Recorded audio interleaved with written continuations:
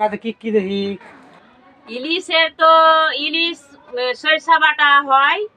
তো আমি আজকে মানে কি কাতলার সরিষা বাটা করেছি।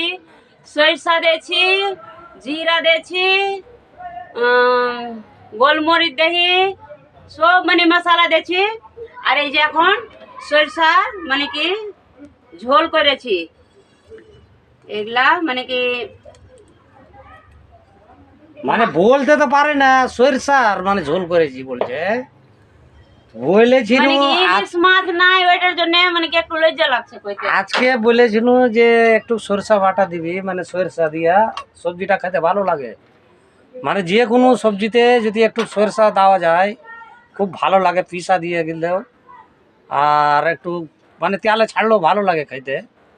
তো ওই জন্য ঝোলটা যা হোক মোটামুটি কম হয়েছে, মানে কারাই বোঝা যাচ্ছে যে মানে ঝোল কম হয়েছে। ঝোল কম হয়নি, ঠিক আছে। ঠিক আছে, ওটা যখন ঠিক আছে তো ঠিকই হবে। আর মানে কি দুটা একটু অত পানি চলবে না, রোজই তো মানে কি ঝোলটা আমার অনেক থাকে। আর দুটা লোকেরই আমাদের খাবার, বেশি আর লোকের একটা না। সরিষার মানে কি ঝোল, সরিষা বাটার ইলিশ না মানে কাতলা মাছের ঝোল, সরিষা বাটা দিয়া।